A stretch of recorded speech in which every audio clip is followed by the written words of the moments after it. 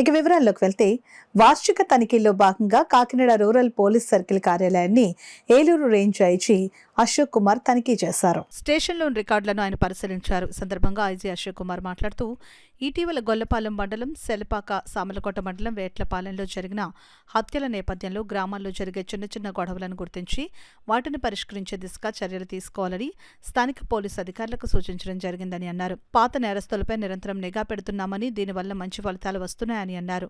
గంజాయి మీద ప్రత్యేకంగా దృష్టి పెట్టామని, డ్రోన్స్ ఉపయోగించి గంజాయి సమాచారం సేకరించి చర్యలు చేపడుతున్నామని అన్నారు. ఈ మధ్యకాలంలో గంజాయి నేరాలు తగ్గుముఖం పట్టాయని ఐజీ తెలిపారు. మహిళల మీద నేరాలపై ప్రత్యేక దృష్టి పెట్టామని అన్నారు.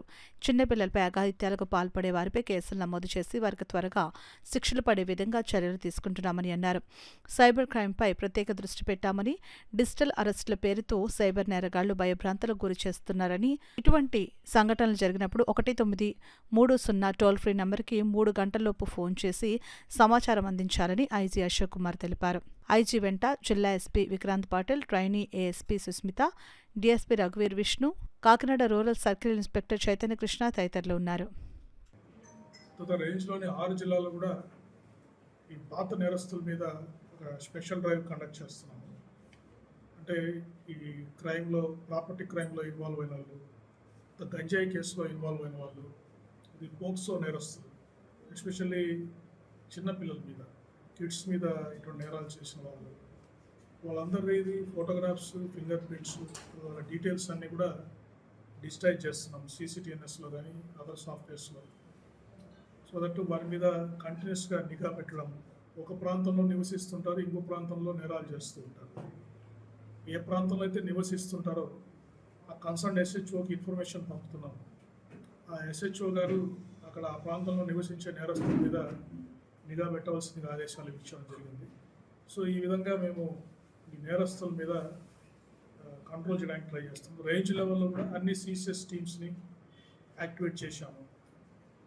ఒక జిల్లా నుంచి ఒక జిల్లాకి మూవ్మెంట్ ఆఫ్ క్రిమినల్స్ ఉన్న, జైలు రిలీజెస్ ఉన్న, వీళ్ళందరి మీద కోఆర్డినేషన్ పెంచుకొని ఎప్పటికప్పుడు పాత నేరస్తుల మీద నిఘా పెట్టి ఈ నేరాలు, ఎస్పెషల్లీ దొంగతనాలు, ఇటువన్నీ ప్రివెంట్ చేయడానికి మేము ప్రత్యేక చర్యలు తీసుకుంటాం. దానివల్ల మంచి ఫలితాలు వస్తున్నాయి. చాలా జిల్లాల్లో దొంగలు దొరుకుతున్నారు, ప్రాపర్టీ కూడా రికవర్ అవుతుంది. చాలా దొంగతనాలు కూడా మాకు క్లూస్ వస్తున్నాయి, వాటిని ఫాలోఅప్ చేస్తున్నాం. తర్వాత గంజాయి గురించి ప్రత్యేక చర్య తీసుకోవడం జరిగింది. గత 6 నెలల్లో కూడా ప్రత్యేక చర్యల వల్ల ఈ ప్రాబ్లం కొద్దిగా ఇష్యూ తగ్గుముఖం పడుతూ ఉంది. ఎస్పెషల్లీ దీంట్లో డ్రోన్స్ సాంకేతికతని మేము వినియోగిస్తున్నాము. ఈ గంజాయి సంచరించే, తర్వాత గంజాయి ముఠాలు సంచరించే ప్రాంతాల్లో, ఈ అమ్మే ప్రాంతాల్లో డ్రోన్స్ ద్వారా సర్వేలెన్స్ చేసి అక్కడికి టీమ్స్ పంపించి వీళ్ళందరినీ పట్టుకోవడం జరుగుతూ ఉంది. అంతేకాకుండా పెద్దాపురం సబ్ డివిజన్లో కూడా మనకి అక్కడ ఏజెన్సీ ఏరియాస్కి బార్డర్ ఉంది. ఒరిస్సా నుంచి కానీ ఆ పక్క ఏజెన్సీ ఏరియాస్ నుంచి